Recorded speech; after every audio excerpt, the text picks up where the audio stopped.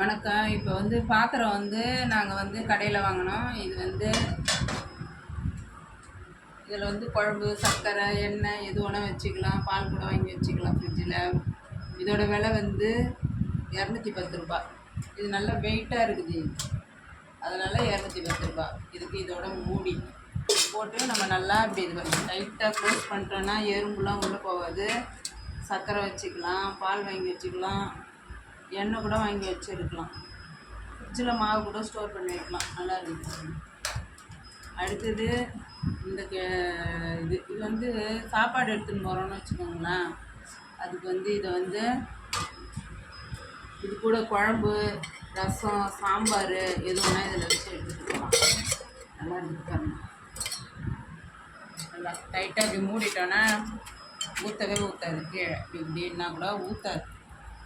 ஊற்றாமல் இருந்தோம்னாவே இல்லாட்டி லீக் ஆச்சுன்னா பையெலாம் அழுக்காயிடும்.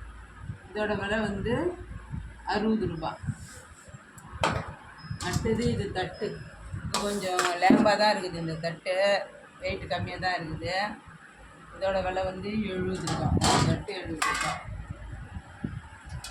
தட்டெல்லாம் பழசாக போயிடுச்சு, அதனால் வாங்கினேன். இந்த தட்டு 70 ரூபா தான். இதுவும் 70 ரூபா.